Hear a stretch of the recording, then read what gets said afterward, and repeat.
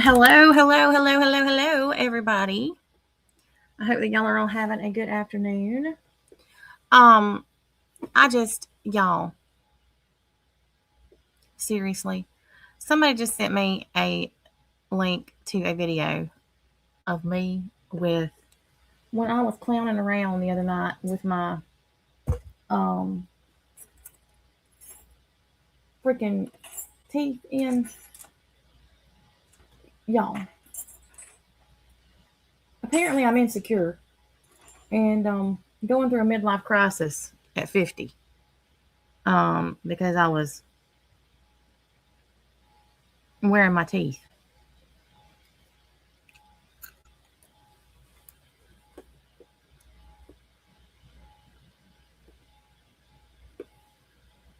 This is me.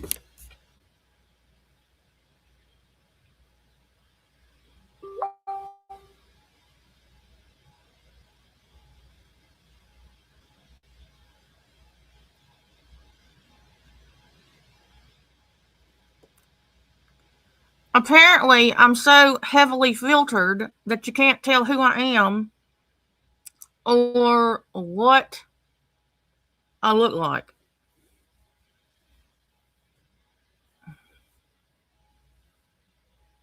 I'm so heavily filtered on TikTok that you can't tell I look nothing like I do on TikTok, apparently, according to them.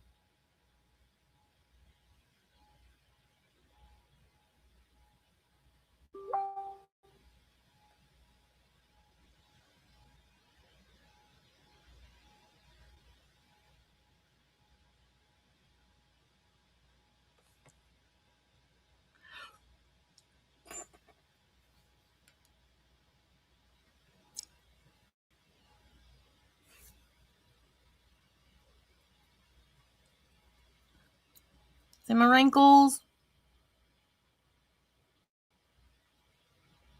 I don't have eyelashes. Makeup's mine. Lips are mine.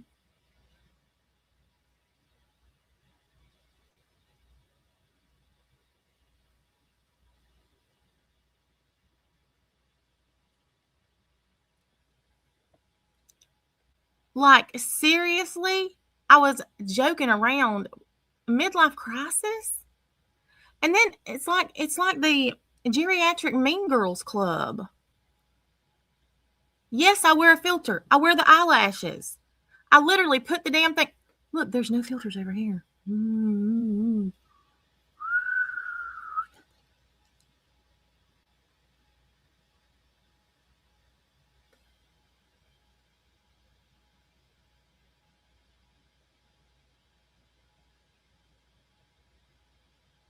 This is me. This is my face. I'm 50.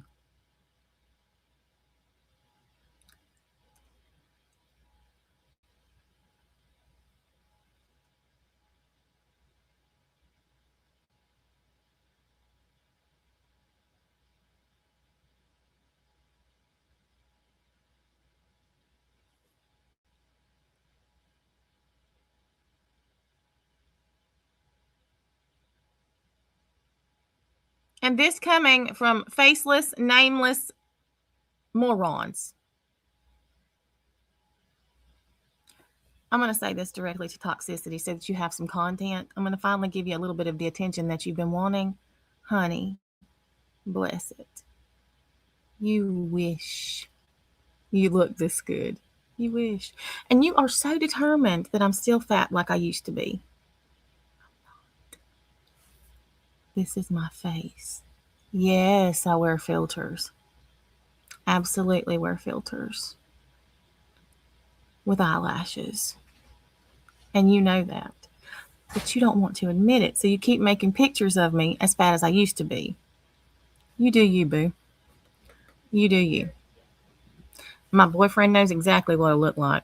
He sees me every day on FaceTime.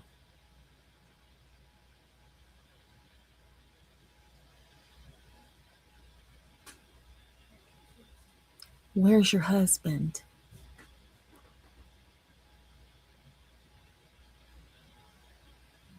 Maybe you should give him some attention. I know where my boyfriend's at right now. Do you know where your husband is?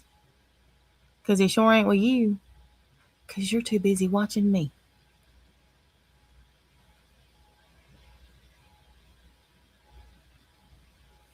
When you have the courage to be who you really are and not hide behind a screen and a fake persona, you literally, in this stupid video that this person just sent me, said, I'm fake.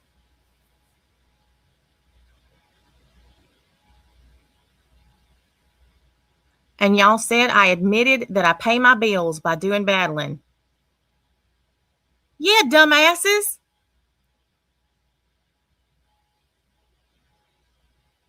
Y'all really are stupid. Like fucking stupid. And then Amber, honey, you need psychiatric evaluation. One thing she's good at is getting people to give her money. Are you jealous because you ain't got none? I don't talk about any of y'all because I don't care. I don't bother anybody. I don't do anything but my own stuff. Y'all are obsessed. Obsessed. And honestly, it's quite frightening. Quite frightening. But so many of you are still this stuck on stupid and stuck on me. By the way, y'all, cult dues are due. So y'all make sure to get your tips in. Tip a bitch so I can call them out, the donations that is, so they can get even more jealous, because that is exactly what it boils down to. Y'all are jealous ass bitches. You jealous of what I look like. You jealous of the money that I get, and that has always been the problem because you don't get none. I mean, toxicity, for the love of God, you've named your memberships after titty baby bitches because you have no originality. You named yourself correctly, toxicity, because that's exactly what you are. And you're a fucking joke to everybody except for the few little people who sit in your chat every time you go live. Everybody new with a brain cell that works sees straight through your dumb shit and comes to me laughing. Because if you were in any way successful, my channels would not continue to grow the way that they do. But yours doesn't. That should tell you something. The only thing your channel is about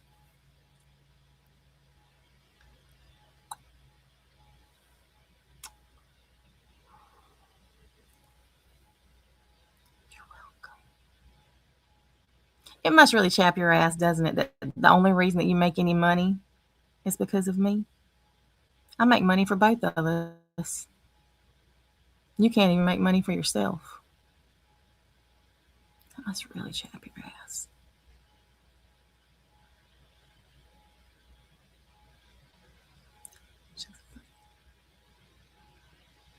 So continue your stupidity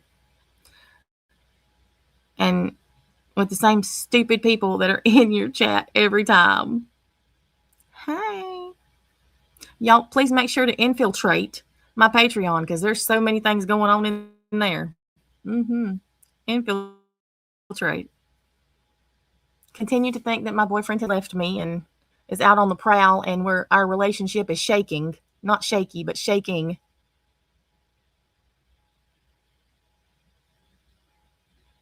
Things might be shaking, but it ain't our relationship. Just saying. What about yours?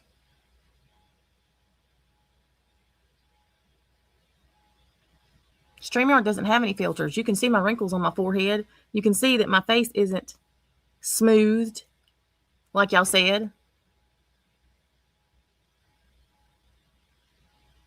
So now what? Now what?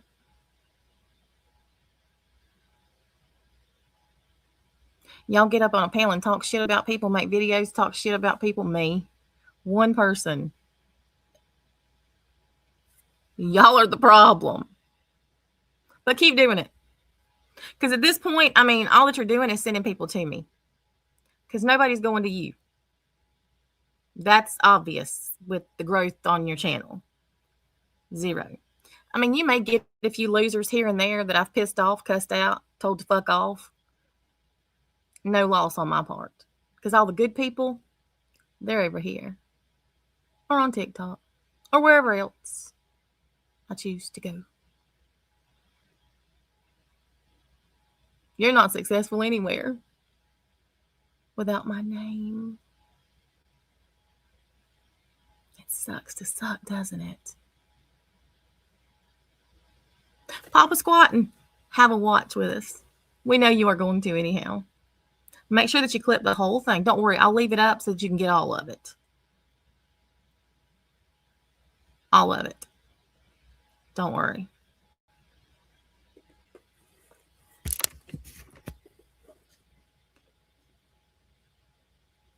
Bunch of dumbasses. Y'all, this is the craziest shit I've ever witnessed. I ain't even kidding. I'm just over here like, what?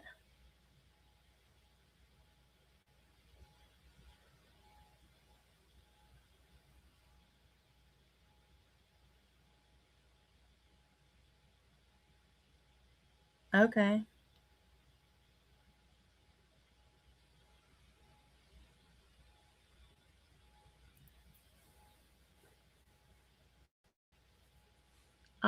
Paula.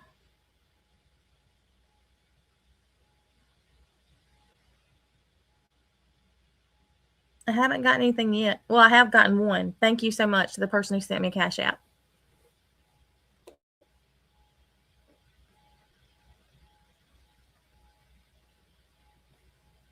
It is good for a laugh. That's what I don't think they understand. They're so serious about it, y'all.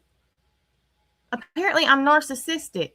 How can I be narcissistic if I am self-conscious? Does that make any sense?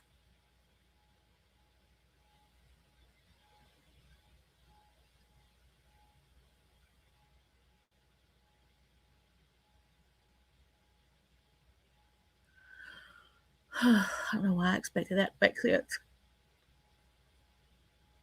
Oh, thank you so much, September. Tiffany, I'm telling you. Oh, thank you. And Sweet Cheeks, literally, his response to everything is, I don't give a fuck. Fuck them.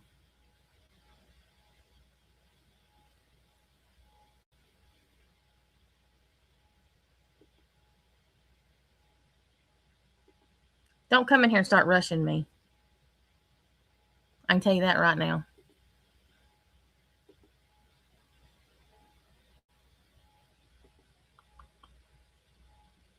Camera video captured on November 13th, 2022. As Moscow, Idaho police responded to a 911 call.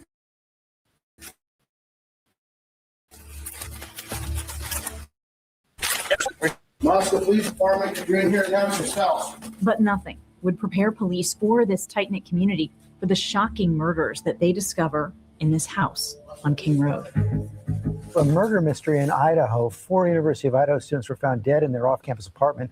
It's now being investigated as a homicide. We all underestimated how interested the rest of the nation and the world would be in this case. Nobody was prepared. His roommate on scene You're gave right, something Maisie. about a male being in the room with them, trying to get further.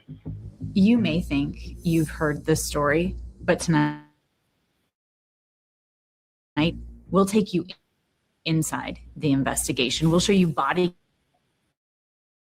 camera video from the officer who first responded to this task inside the house.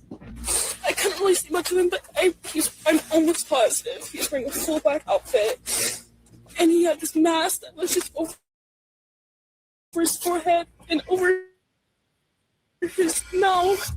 Hear from the friends. Thank you so much, everybody who sent Cash App. Yes, this is new. This is new. This dude right here gives me the creeps. I'm just telling y'all right now. I don't know. There's something about him that reminds me of a blowfly. I don't know what it is. A cricket, a blowfly, some type of insect he reminds me of. I don't know what I can't place it. Can't quite figure it out. Yes, it's lagging. It is freaking StreamYard. They updated all their shit and added a bunch of shit that nobody cares about. And now it lags constantly when you're playing videos.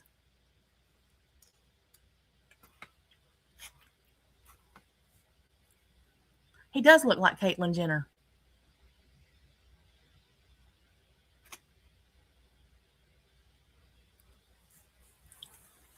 All right, I'm going to try this again. When it starts lagging, I'll pause it for a minute, let it catch up, and start it again. I went into the house. I think I walked just right in the door and Hunter already was like ready to get out. And then he was like, somebody call 911. Hey, gentleman, Jack. And you'll hear from investigators That's not what who you said the launched first a time. nationwide manhunt to unmask and arrest the killer, who was found thousands of miles away from the crime scene. You interviewed Brian Kohberger. Yes. He would try to go and ask, well, why are you guys really here? And we said, well, I feel like you probably know why we're here. It's just StreamYard by a moment. It ain't gonna matter. It's gonna do it to everybody. But this all began in 2022. It was the start of a new school year, a time of anticipation, hope, promise. Coming back to school at the University of Idaho really starts in the middle of August. You're packing up your car, it's filled to the brim. You can fit your entire life into a couple of boxes in the back of a sedan. What a time. Moscow at the beginning of the semester was definitely a very happy place, and like you step on campus and it's like, okay, this feels right. This feels good to be here. Everyone's really excited. The new people, the new classes, things we can do, people to meet. You know, you raise your kids and you just wonder, what point are they going to kind of feel like they're independent enough to kind of fly out of the nest, I guess, if you will. It's a cliche, but. Starting to adult. Yeah, starting to, Among the students arriving are 21-year-old seniors, Kaylee Gonzalez and Madison Mogan, along with Xana Kernodle, a 20-year-old junior, and 19-year-old sophomore, Ethan Chapin. 4 students just starting out, not knowing that soon their lives would violently collide with a PhD student in criminology at another university just across the state line.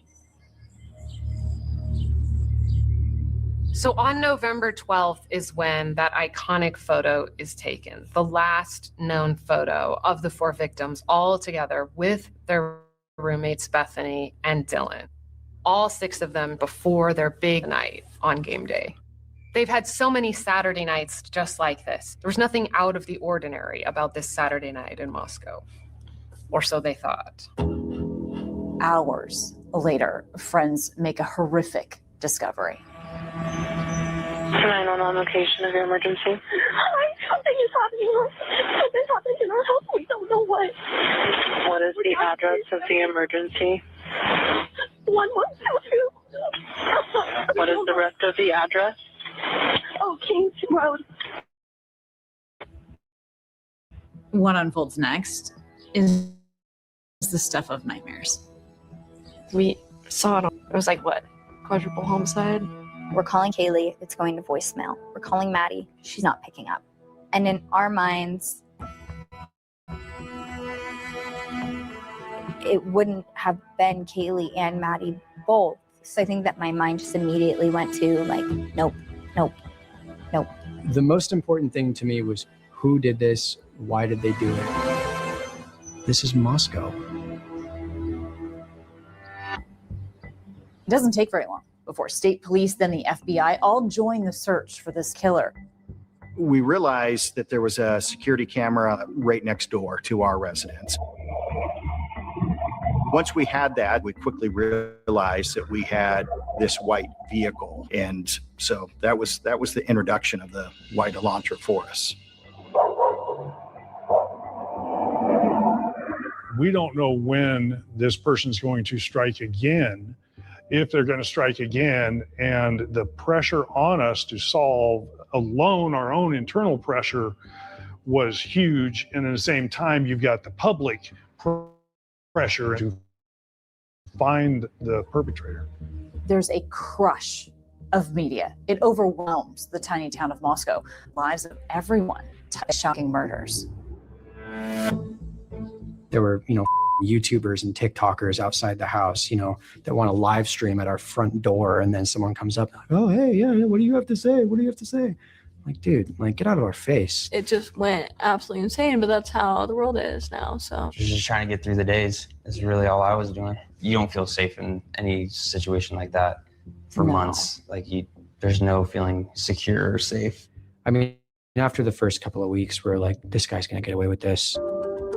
But then, nearly 7 weeks after the murders, finally an arrest. And we want to get right to our breaking news. A specialized team of state troopers and federal agents taking Bryan Kohberger into custody early Friday morning. My mom just came into my room and she's like, hey, they got him. They caught him. I mean, my first thought was, who is that? I have no clue who you are. It was really shocking to learn he was a WSU student who had moved out to Washington and Pullman that summer to study at Washington State University. He was pursuing a PhD in criminology and justice. For the first time, you'll see some of the hundreds of photos released by authorities just this week. They offer a glimpse into the secret life of Bryan Kohberger, and you'll hear what investigators learned from analyzing his digital life. He was a loner, no friends, no one really except for his parents. He called them mother and father, even through text message. He didn't take a selfie to send it to someone else. It was very vain. It was very much just him recording himself for that purpose only. But first tonight, we want you to get to know Kaylee, Maddie, Xana, and Ethan, who they were, how they lived their lives. And you'll hear how investigators say Kohberger planned meticulously to end it all. Dylan had opened her door, and as she looked out, saw an individual in all dark clothing. Then she thought she heard a male voice say, "I'm here to help you." And the crucial mistake he made that led authorities right to his doorstep. Boom. Now we have something in this house from the killer. That was definitely the first moment.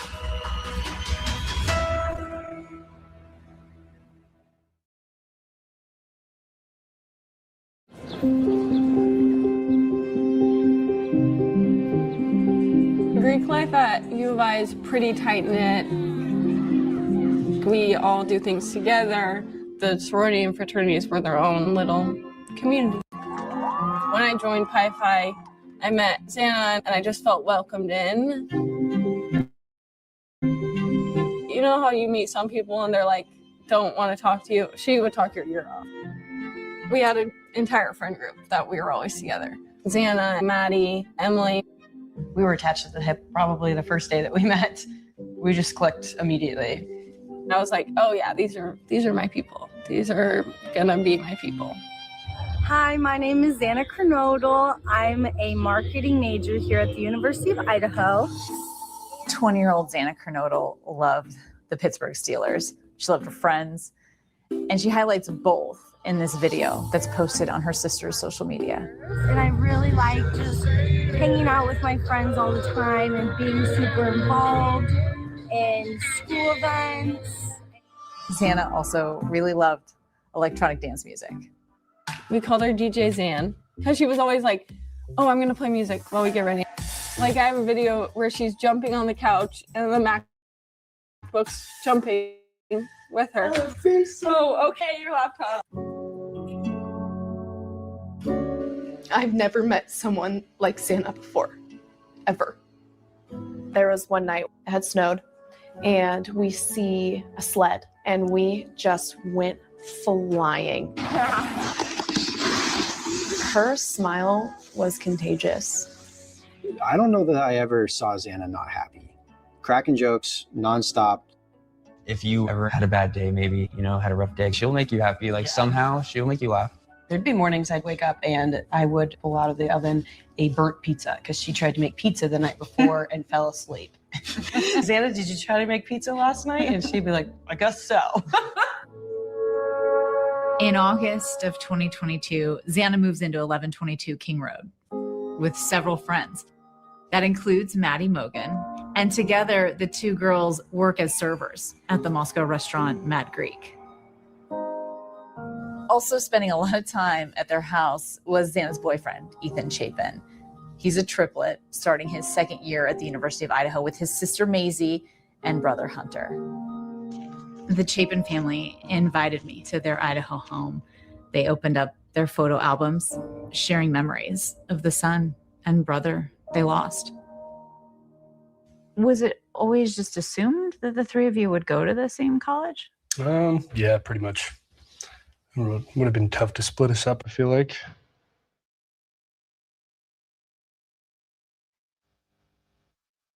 We've kind of done everything together. Why not do college together?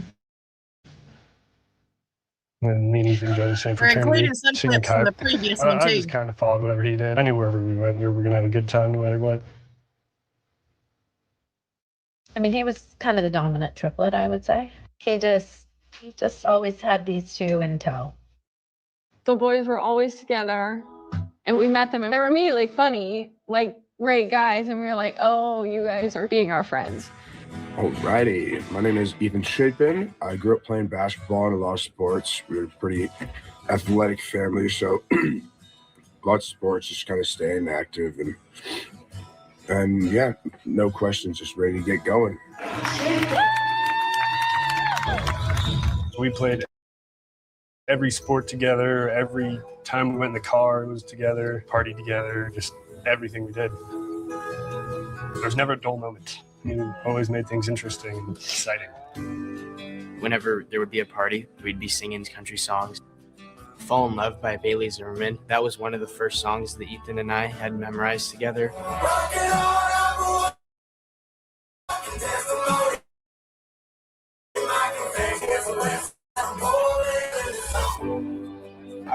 Ethan just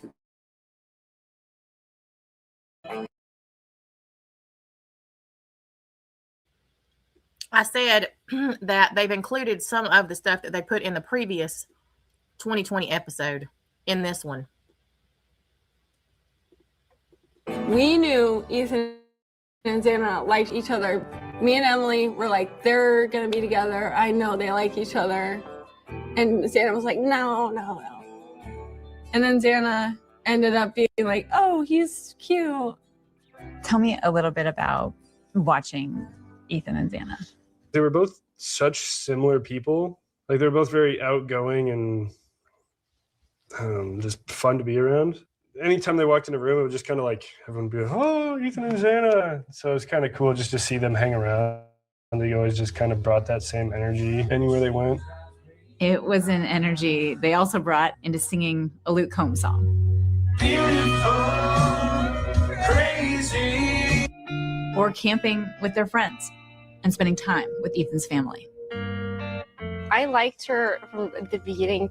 I remember one time you told Ethan that you could see him with her or something. Do you remember that? Yeah. I think that clicked for him. My mom liked her. After visiting the triplets in early November, Stacy posts on Instagram. It's November 6th. She writes, best day. And they leave feeling like the kids are starting to find their footing. We had lunch with Xana on Friday.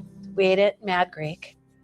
Going to the football games and just hanging out with all the kids. It was fun. And we drove away that weekend. We just were like, we've done it.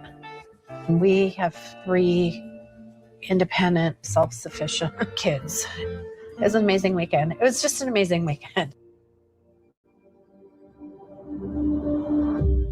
It's just after that weekend on November 7th that, according to a post on her sister's Instagram, Xana turns in this English essay. And it talks about having just seen a show with a bunch of her closest friends And she wrote, "It was amazing getting to experience one of my favorite songs with some of my best friends. That is one of the most important things you can do in life. Enjoy the ride, not the destination." She really liked living in the moment. She always wanted to be doing something.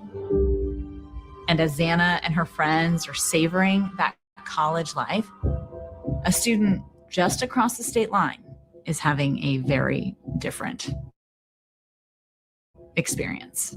Koberger started to get a really bad reputation. show on it campus. He was starting to really lose control of his life. Which is why. What do we know now about the criminology student whose work went beyond the classroom? His eyes really opened up when he's talking about Jeffrey Dahmer or BTK or Ted Bundy.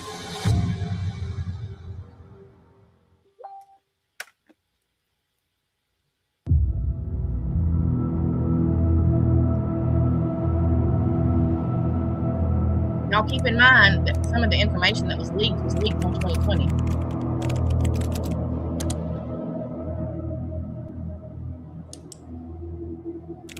Back in May.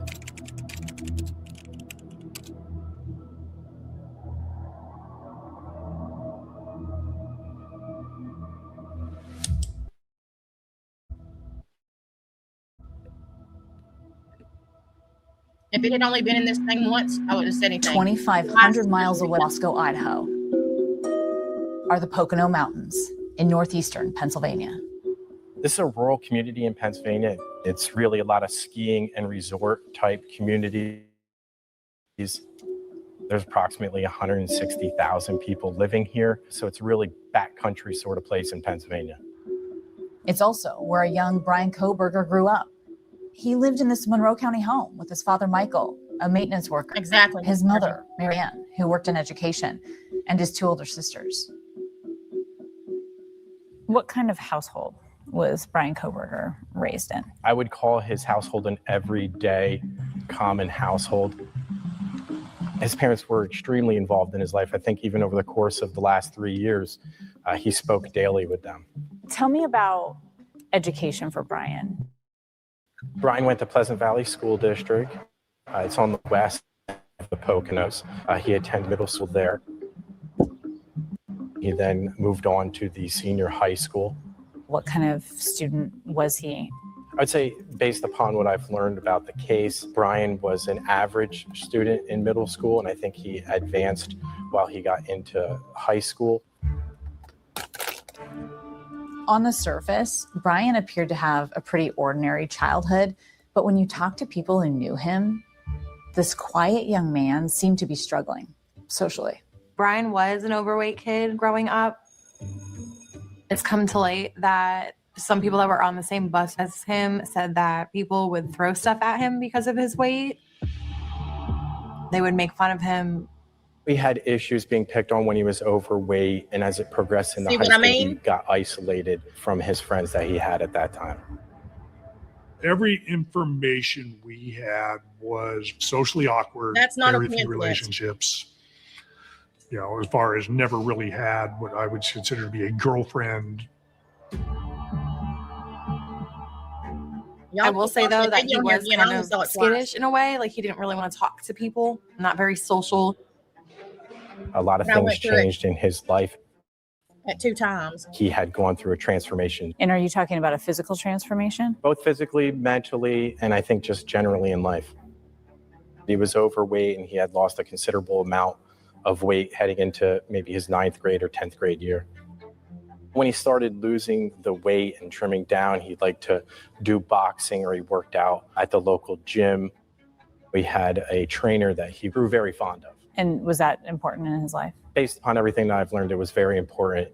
It kept him losing the weight, steaming forward, better at improving his life.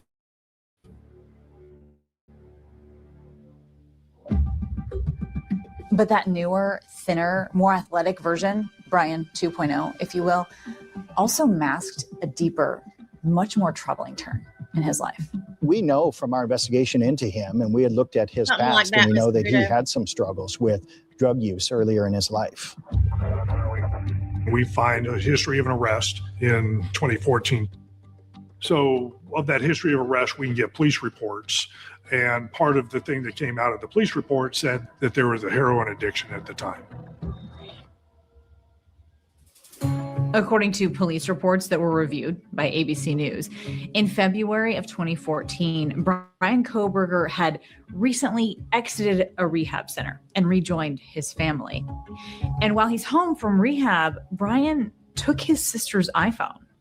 He called me to come pick him up, and he wanted to sell a phone. In July of 2023, I spoke with a former classmate of Kohberger's, and he says he was unwittingly roped in to help Kohberger. At his request, we're only using his first name. So you're saying that you were leaving a party and he called you? Yeah, he called me to come pick him up and to go like sell a phone somewhere. And I was just like, okay.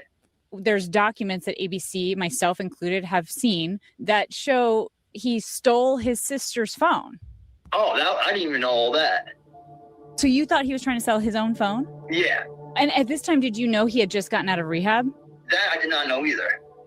Why do you think he was trying to sell that phone? Oh, we were trying to get something with it. That was the goal for sure. His father turned him in because at that point they were kind of at their wits' end for dealing with the substance abuse addiction. Those same police reports, again reviewed by ABC News, confirm that Kohberger was charged with misdemeanor theft, but local officials told us that he didn't serve any jail time. And what about the family dynamics at that time? I think the family supported him throughout the entire process.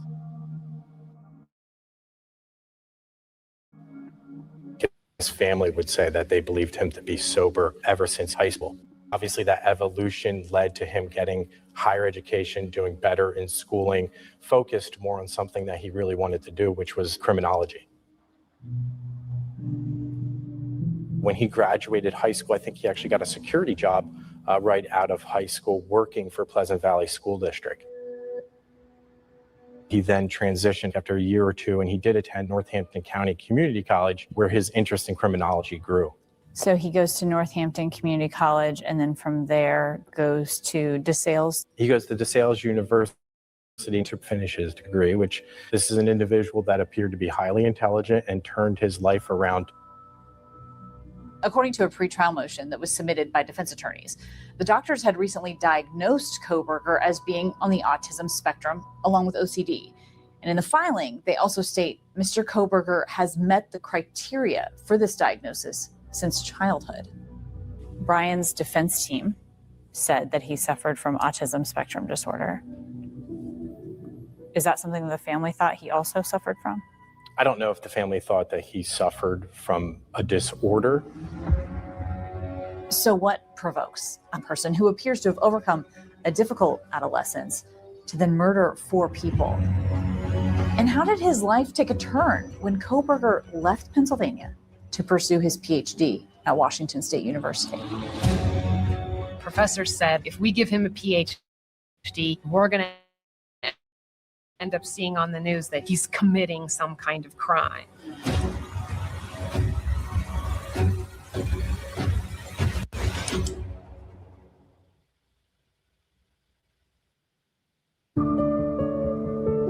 We all probably wish we had a friend like Maddie and Kaylee were to each other.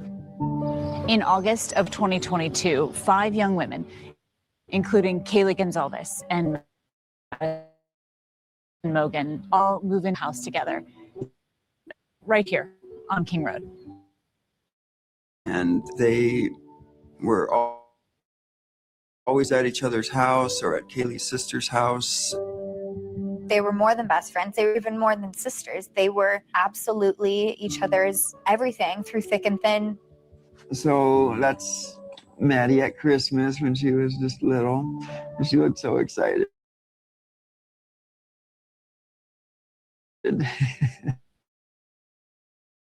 Maddie May, we call her. She and fun and smart and was just the joy of all of our lives.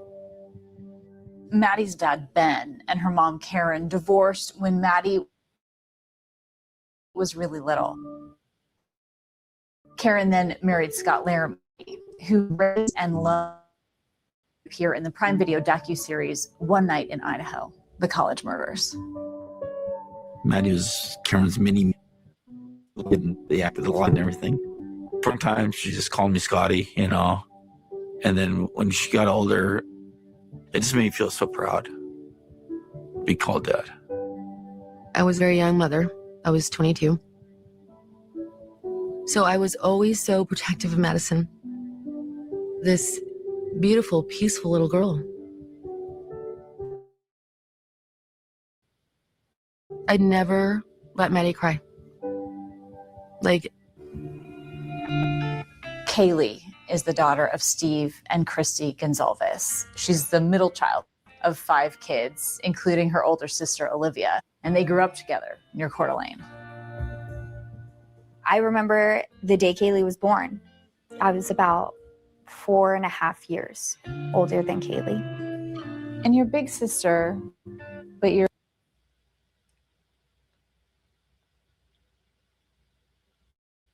I don't know what just happened. What the hell?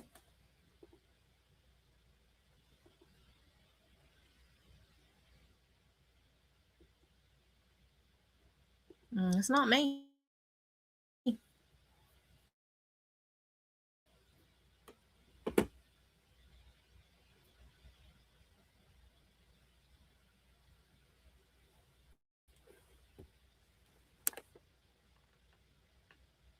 What in the hell, y'all?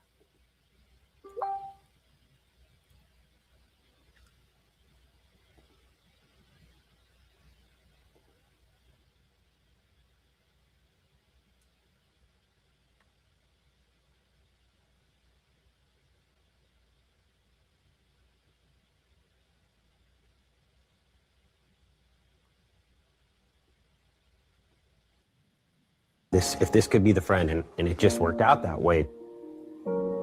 So then when college comes, they were like, we're going to go to college together.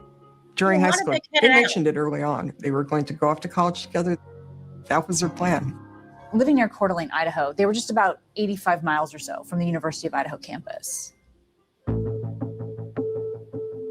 It's not until 2022 that Kaylee and Maddie live together. They move into that house on King Road with their friends. Kaylee and Maddie were always at each other's houses, but this was the first time they'd really gotten to live together and be roommates for real. That was definitely just a house where we all got to hang out and feel welcome. And, you know, we would have parties. Everyone who lived there just liked to have a good time, and so they'd always invite people over. That usually turned into some sort of social gathering, maybe a party. But I mean, it was always people that everyone knew, so everyone could just go there and feel safe. We were college kids. You're still innocent. You're like, nah, nothing's gonna happen.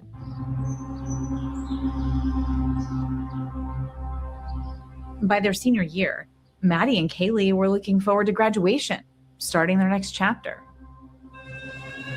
In mid-November in Moscow, it starts to get really cold. It's getting dark earlier. There's a chill in the air. And soon, the lives of everyone in that house would be forever linked by tragedy, a tragedy no one could have ever imagined. Once the cops showed up and the ambulance arrived, we all were, where's Kaylee and Maddie? Where's Kaylee and Maddie? We were calling them, we were texting them, we were, you know, no answers.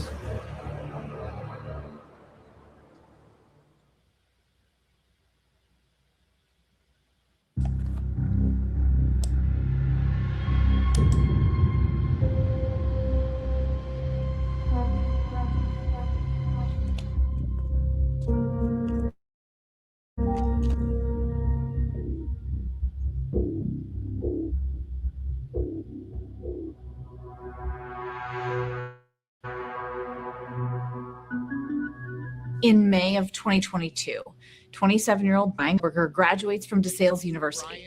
He's seen in this commencement video getting a master's degree in criminal justice. My name is Josh Ferraro. I knew Brian Koberger from our time at DeSales University. We were paired up for this long project. We were all picking partners, and he was someone who was still there. So I said, hey, do you want to be my partner? And yeah, that's how we met. He's like, yeah, you know, my mission is to like be a cop, something I want to do. But he didn't delve too much into his personal life. This guy's a lonely guy, keeping to himself. I invited him to one of my parties one time, and he's like, no, I'm good, man. And I'm like, all right, the offer is there, but no problem. Like, it's just trying to be nice. One of the classes the two men share as undergrads is psychological sleuthing, and it's taught by the renowned professor of forensic psychology, Dr. Catherine Ramsland. My area of expertise is extreme offenders, serial killers, mass murderers, but primarily serial killers. 2020 spoke with Dr. Ramsland back in 2019 about her work studying the serial killer known as BTK. I think BTK is a very useful example of somebody who can grow up in a fairly normal childhood and become a serial killer. In that class, you study mass murderers, you study serial killers, and she really delves into the psyche of their mind. Bryan Kohberger was really, really invested in the class. He took really quick notes and he'd ask a lot of questions. His eyes really opened up when he's asking a question or getting to the answer, talking about Jeffrey Dahmer or BTK or Ted Bundy. He was very proud of his intellect. While at DeSales, Kohberger conducts a Reddit survey for an academic research project looking to understand the mind of a criminal. He put an online request to speak to convicted criminals to discuss the emotions they were feeling and decision making that they went through when they were committing crimes. How did they choose their victims? All this stuff. In June of 2022, Kohberger moves across the country to Pullman, Washington, pursuing a PhD in criminology at Washington State University. The University of Idaho and Washington State University are located just 7 miles from each other. The student body are constantly traversing to come over to the different areas, whether it be for classes or social. There's definitely a crossover with the two universities. We're all one big community. At 27 years old, Kohberger has never lived on his own before, and he moves across the country and lives here in this off-campus apartment complex. He spends the summer exploring the region, taking some of those selfies just released by authorities. And making several trips across the state line into Moscow. His cell phone records would later show that his phone pinged off a tower in that area 23 times in the months before the murders. How many times for sure? He even gets pulled over one night in Three August. or four? Hey there. I stopped you going a little fast. He's accused of speeding on the Pullman-Moscow highway. Were you wearing your seatbelt when I stopped you? Jeez, no. That's no good. Just being honest with you. Yeah, I appreciate that. You guys are, there's absolutely no point not being honest. After the officer tells Kohberger he's getting a $10 seatbelt citation, Kohberger has some questions for the officer. I'm obviously an honest person, right? I told you I wasn't wearing my seatbelt. When people lie to you about that, say I lied to you about that, right? Mm-hmm. Just my own knowledge. Honestly, go back. Kohberger accepting the citation. All right, have a good night. Tell me what the internship was that Bryan Kohberger applied for.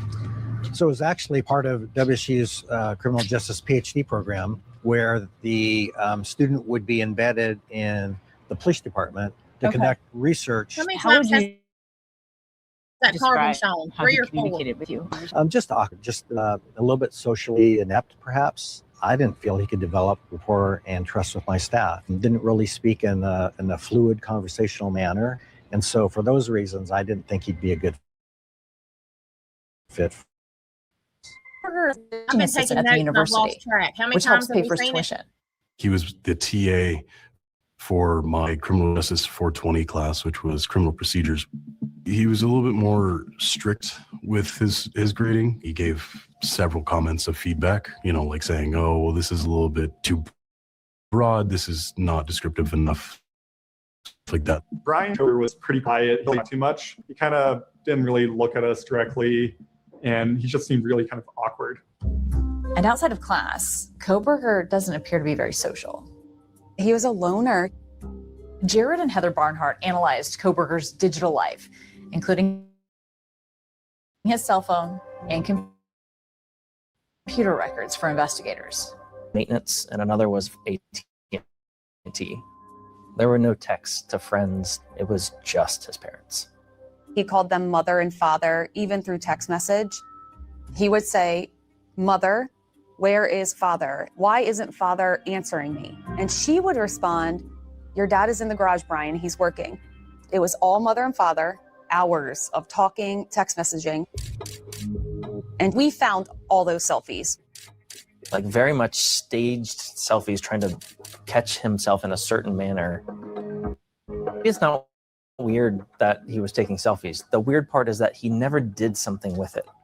He didn't take a selfie to send it to someone else. As the semester progresses, instructors at WSU start to raise concerns about Kohberger's conduct in the program. Kohberger started to get a really bad reputation on campus. Sometime in November, I remember the professor saying, "Hi, so I'm switching some of my TAs." He didn't get any more in depth. He didn't seem to respect female professors, was showing up late to class, having some weird social problems where like he would block doorways when students were trying to talk to him. They felt uncomfortable around him. They felt that he would try to, at times, trap them. And there were lots of allegations that he was bothering girls. And this is especially problematic when there's a power dynamic. There was common complaint of he's very controlling, that he's treated in a certain way or to disrespect. He just had an odd, strange behavior. The university was on to him. Professors said, we need to cut funding from this guy. If we give him a PhD, he's going to become a professor, and we're going to end up seeing on the news that he's stalking women or he's committing some kind of crime. He received an email describing that he was on a performance improvement plan with the university, and it was somewhat satisfactory, but there were some problems. WSU did not intend to have him back as a teaching assistant. He was starting to really lose control of his life, kind of spinning out. Away from home, isolated, Kohberger is about to turn his PhD work into reality. He goes from a student to a killer. Is it somebody that trains and practices over and over and over and over again? And then at some point, do they feel like they have to execute? Like a sick way of carrying out his thesis. Right.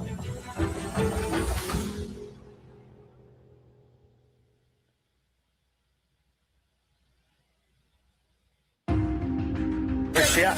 Where's she at? Where at? We're on 34 coming up. Hunter Johnson came up to me and I was like, "Where's Ethan and Xana?" And he's like, "They're not here anymore." It's like, "What do you mean they're not here anymore?" He's like, "I think they were murdered last night." He was like, "Yeah, all four." We were like, what? It doesn't make no sense. Now to the murders of those 4 college students from the University of Idaho. And now, what happened minute by minute? You go into Xana's room. What did you see? Stabbing is close, personal, long-term. You've got to be committed. The number of times that Kaylee was stabbed, there's no sugarcoating it. The first person to find them. As soon as you get there, you know something's wrong. And a survivor who saw the killer in the house. The third time she opens her door, she sees a male figure. I just shut the door and locked it because I didn't know what to do. Now just released inside his home and his mind. He was on a website called Serial Killer Timelines, and he just went down this list and clicked one after another after another. And the police body camera from the crime scene. I think we have a homicide. Clear the outside first. He made an absolutely critical mistake. What was the target?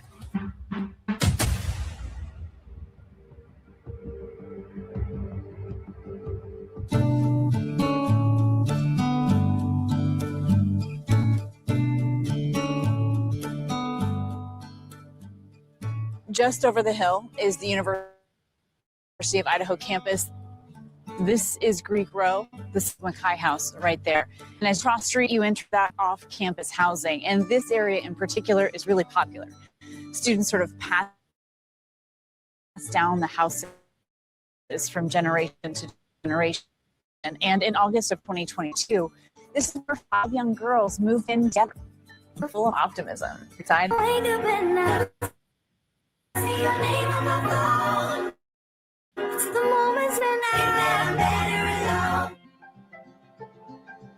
We just called it the older girl's house. Maddie stayed there, and then Kaylee moved there. And then Xana moved there, and then Bethany Dillon moved there. And the 6th housemate was Kaylee's golden doodle. His name was Murphy. She was really excited to have the house dog, is what she called it. Everything I like to do with my dog. The King Road house was a 3-story white house right in the middle of Party Central. The house is 3 levels. It has 6 bedrooms, 2 on each floor. Bethany's bedroom is on the 1st floor. Xana and Dylan's bedrooms are on the 2nd floor, along with the kitchen and the sliding glass door leading out to the porch. Kaylee and Madison's bedrooms are on the 3rd floor. And Ethan was over at the King Road house a lot. It was always friends of Ethan that would go over, friends of Xana, friends of Kaylee and Maddie. There was never anybody who shouldn't have been there. People didn't really have any interest in going into houses where they didn't know anybody. It was a party neighborhood, just in the sense that, like, you walked over to that area on Friday and Saturday nights, listening for where people might be at, and then you see someone, you know, you wander over.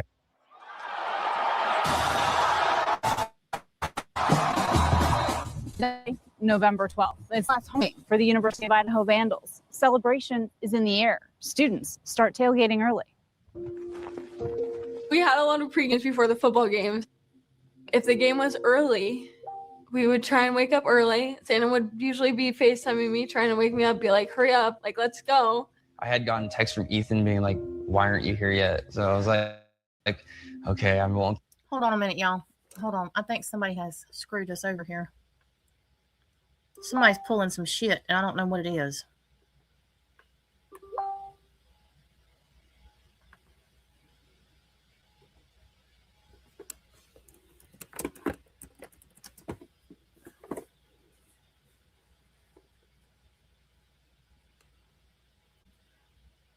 No, I have Hulu. Hang on. I don't know what the password is, but let me ask Hannah. Hannah! She must be outside.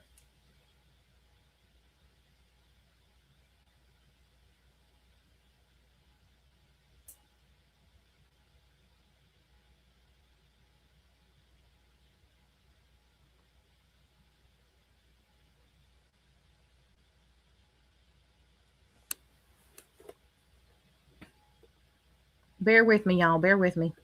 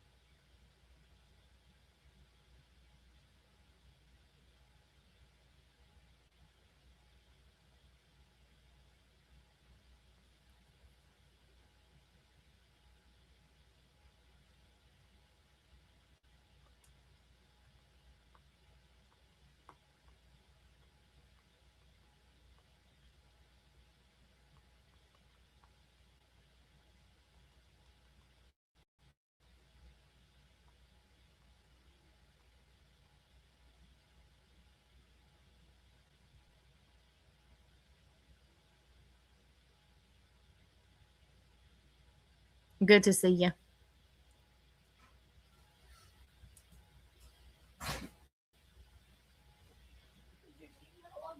I don't need the TV. I need it on my computer.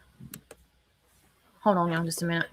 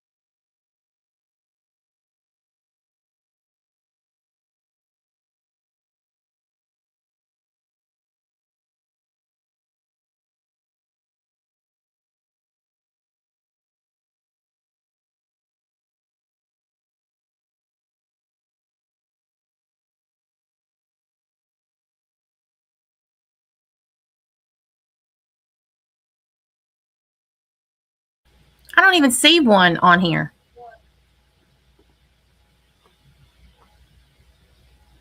"2020." I'm talking to them. I don't even see an episode of this on here. Something about Idaho 4.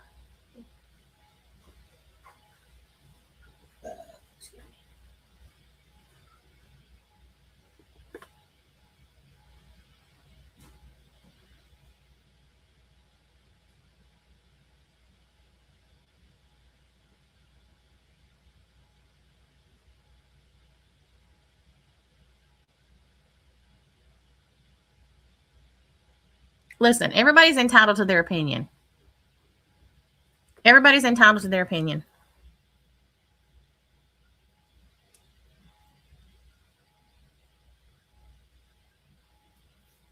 Jeff, you do realize that is under 12 minutes to unalive 4 people, 2 separate floors, 150 stab wounds, asphyxia, blunt force trauma, move 2 of the bodies back upstairs,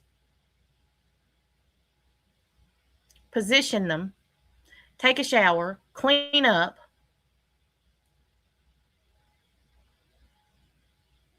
and did not leave one piece of his own DNA anywhere in that house or on the bodies?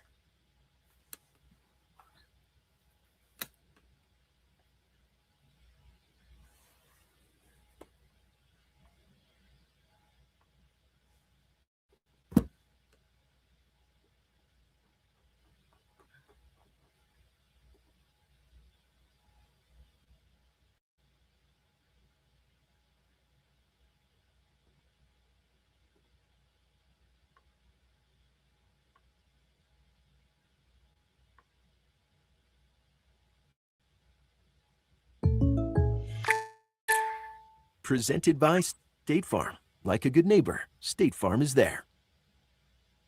When you're looking to put your... Yeah, I can't find it on here. I'm on Hulu, but I don't see it. What's the name of it?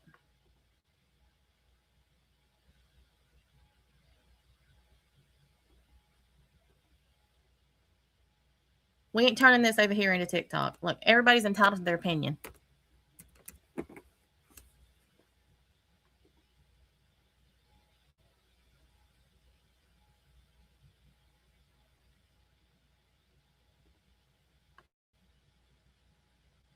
No, I see that you have it, but what's the name of it? I have Hulu pulled up.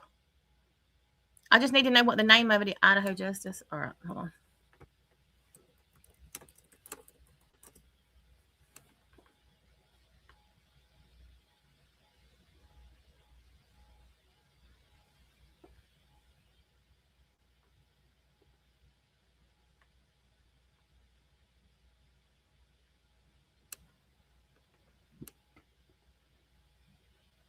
Okay.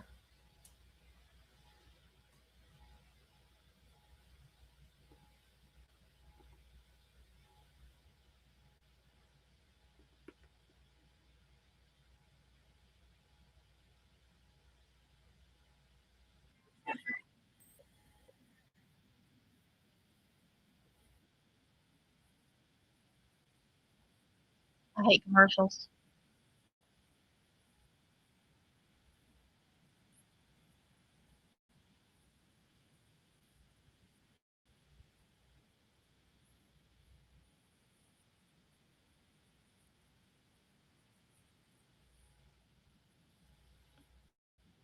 Yeah, that one's been tampered with.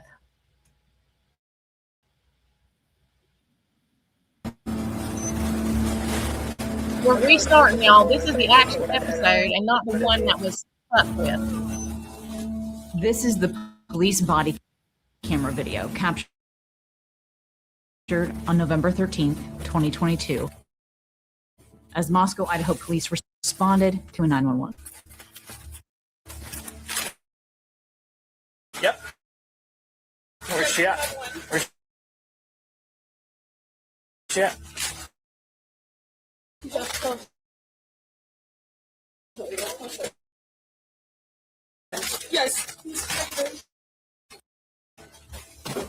Please would prepare police for the community. It's a homicide. We all underestimated how interested the rest of the nation and the world would be in this case. Nobody was prepared. His roommate on scene stated something about a male being in the room with them, trying to get further. You may think you've heard this story, but tonight we'll take you inside the investigation. We'll show you body camera video from the officer who first responded to this, and then the frantic moments that one of the surviving roommates recounts a man in a mask inside the house. I couldn't really see much of him, but I'm almost positive he's wearing a full black outfit. And he had this mask that was just over his forehead and over his mouth. You'll hear from the friends who were on the scene that morning, even before police. As soon as you get there, you know something's wrong. And then what happened next? I went into the house. I think I walked just right in the door when Hunter already was like, everybody get out. And then he was like, somebody call 911. And you'll hear from investigators who launched a nationwide manhunt to unmask and arrest the killer, who was found thousands of miles away from you. You interviewed Brian Koberger. He would try to go and ask, well, why are you guys really here? And we said, well, I feel like you probably know why we're here.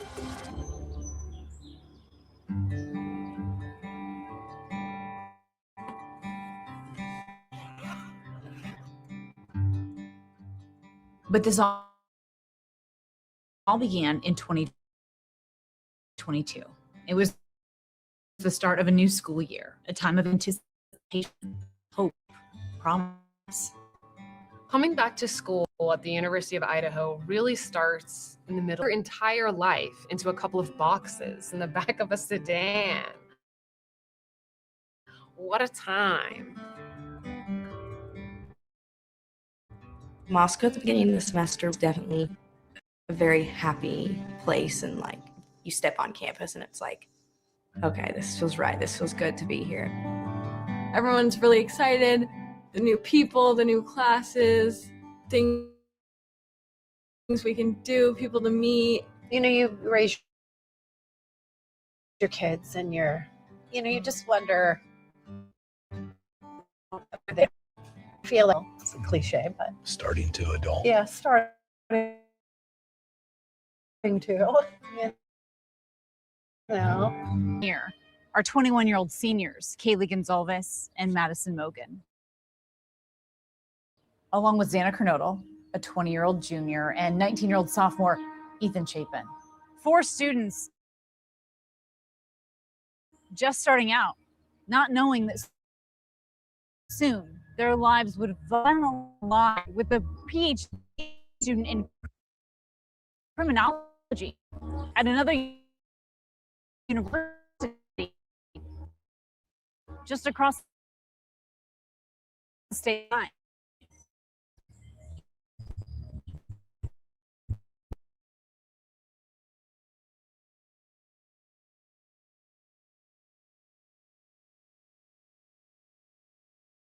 Saturday night in Moscow, or so they thought. Hours later, friends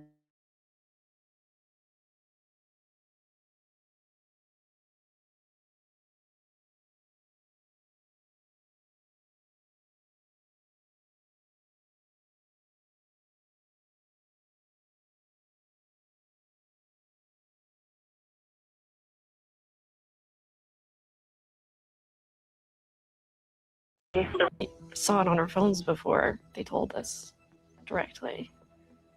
It was like, what, quadruple homicide? We're calling Kaylee, it's going to voicemail. We're calling Maddie, she's not picking up. And in our minds, it wouldn't have been Kaylee and Maddie both. So I think that my mind just immediately went to like, nope, nope, nope. The most important thing to me was who did this, why did they do it? This is Moscow. It doesn't take very long before state police, then the FBI, all join the search for this killer. we realized that there was a security camera right next door to our residence. Once we had that, we quickly realized that we had this white vehicle. And so that was the introduction of the white Elantra for us. We don't know when this person's going to strike again, if they're going to strike again, and the pressure on us to solve alone our own internal pressure was huge. And at the same time, you've got the public pressure to find the perpetrator. There's a crush of media. It overwhelms the tiny town of Moscow, along with the lives of everyone touched by these shocking murders. There are, YouTubers and TikTokers outside the house, that want to live stream at our front door. And then someone comes up, oh, hey, yeah, what do you have to say? What do you have to say? Like, dude, get out of our face. It just went absolutely insane, but that's how the world is now, so. Just trying to get through the days is really all I was doing. You don't feel safe in any situation like that for months. There's no feeling secure or safe. I mean, after the first couple of weeks, we're like, this guy's going to get away with this.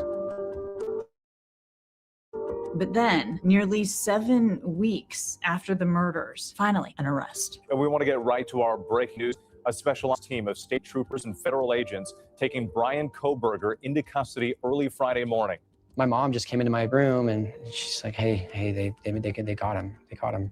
I mean, my first thought was, who is that? I have no clue who you are. It was really shocking to learn he was a WSU student who had moved out to Washington and Pullman that summer to study at Washington State University. He was pursuing a PhD in criminology and justice. For the first time, you'll see they offer a glimpse into the secret life of Bryan Kohberger, and you'll hear what investigators learned from analyzing his digital life. He was a loner, no friends, no one really except for his parents. He called them mother and father, even through text message. He didn't take a selfie to send it to someone else. It was very vain. It was very much just him recording himself for that purpose only. But first tonight, we want you to get to know Kaylee, Maddie, Xana, and Ethan, who they were, how they lived their lives. And you'll hear how investigators say Kohberger planned meticulously to end it all. Dylan had opened her door, and as she looked out, saw an individual in all dark clothing. Then she thought she heard a male voice say, "I'm here to help you." And the crucial mistake he made led authorities right to his doorstep. Boom, and now we saw in this house from. It was definitely the first. Hi, how are you? Do you need insurance? Well, we're halfway there insurance. And when it comes to helping customers, we will give it a shot. So click. That's my line. You just do it then. If you just want the line, You click if you need a quote today. here's a quote. Lower your expectations. Know what I'm saying? We're still recording. We're still recording. We're still recording. It doesn't matter. They'll just take that part of it out. Okay. They just cut that out. Kids are exhausting, but keeping them healthy, that's even harder. And many kids' vitamins are filled with sugar, dyes, and gummy additives. Hiya is different. Our Kids Daily Multivitamin is made with 15 essential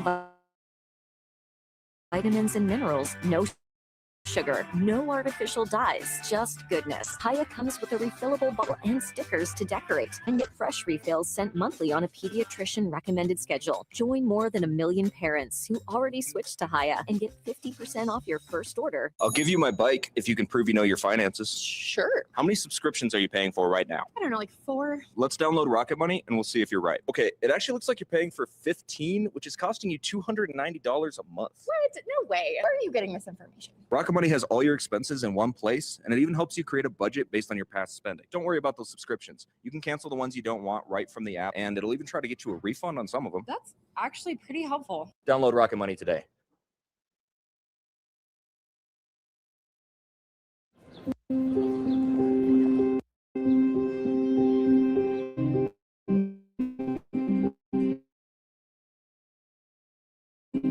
Greek life at New Height, all these together, the sorority, and I just felt welcomed in.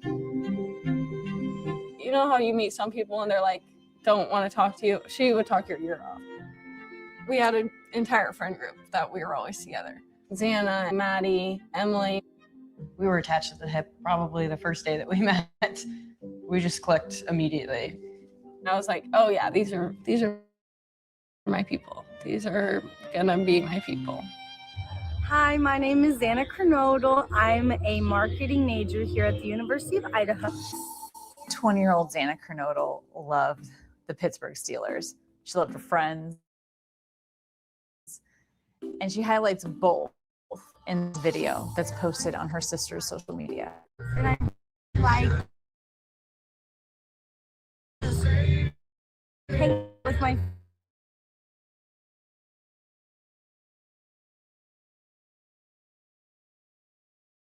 DJ Zan, because she was always like, oh, I'm gonna play music while we get ready. Like, I have a video where she, okay, your laptop. I've never met someone like Xana before, ever. There was one night, it had snowed, and we see a sled, and we just went flying.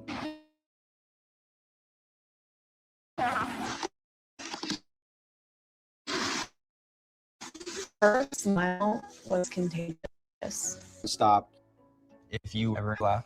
There'd be mornings I'd wake up and I would pull out of the oven a burnt pizza because she tried to make pizza the night before and fell asleep. Xana, did you try to make pizza last night? And she'd be like, okay, somebody's trying to pull a fast one. With these videos, and I don't understand why.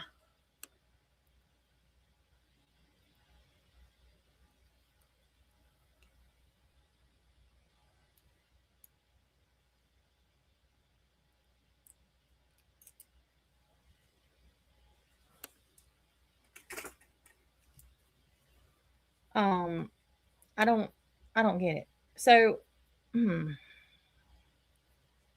this is interesting.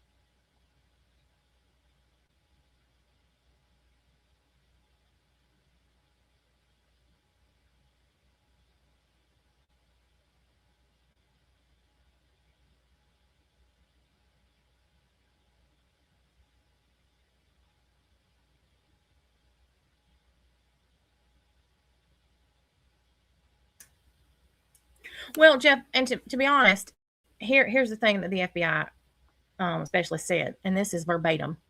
He said that he could not, with any degree of certainty, say that that vehicle is Bryan Kohberger's. That the only thing that he could say was that the vehicle in the videos was similar and had similar characteristics to the vehicle that Bryan Kohberger drove. Because there was not one discerning feature on the vehicle in the videos that could place it to or with Bryan Kohberger. There's no scratches, dents, dings, bumper stickers, tags, nothing. And never once do you see Bryan Kohberger driving, exiting, or entering the vehicle. He said he could not give, with any degree of certainty, an opinion that that was the actual car.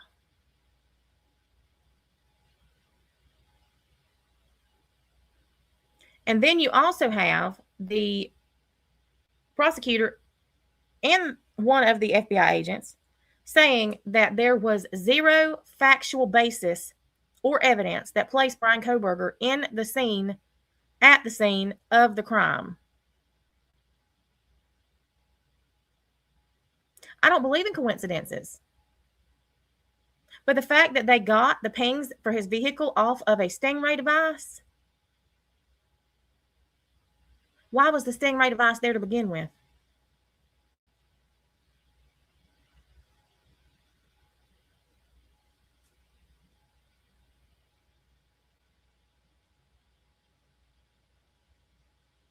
They didn't tie him to the car at all.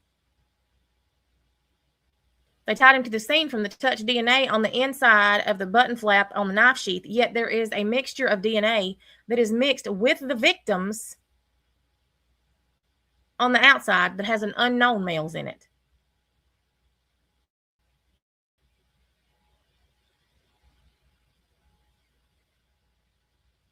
And I've said this since jump. I'm not saying that he wasn't there. I just don't believe that it's for the reason that people think it was. I do not in any way, shape, or form believe that he was able to do this in the time frame they claim he did it, not by himself. And Jeff, here's a question for you. If Bryan Kohberger did this by himself with one weapon, then why do we not have in chronological order how they died? Because it should be cut and dried, and that should have been one of the first things that they did. Because a simple swab into the wound tracks would have given them the exact chronological order of how they were unalived. It's in the documents, Jeff.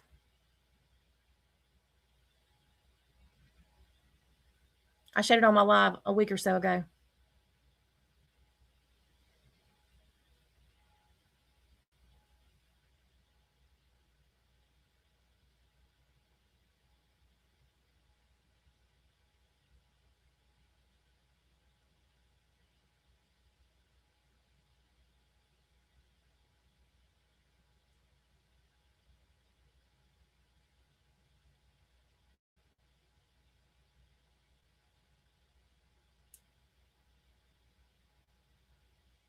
And see, Jeff, that's the thing.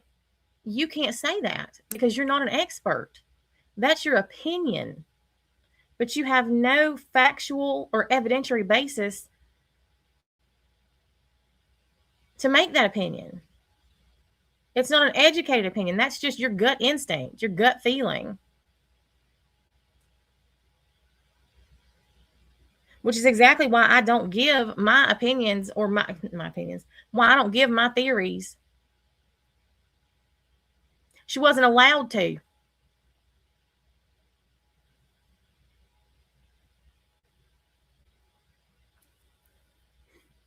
Just like she wasn't allowed to present most of anything.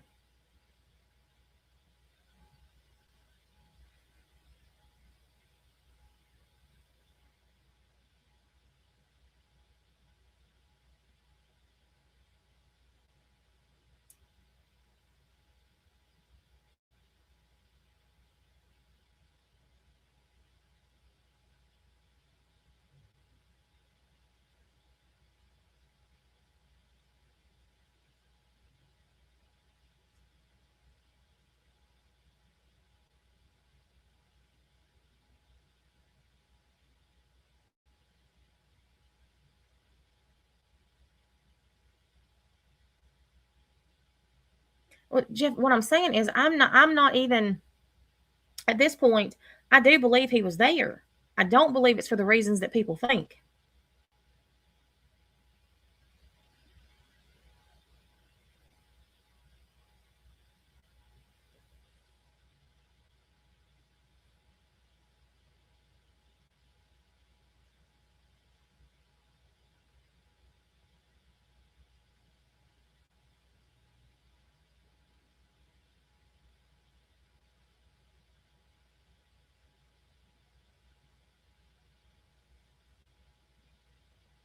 I think that's a possibility, Macy. Even if he cleaned the knife between each individual, there would still have been residual.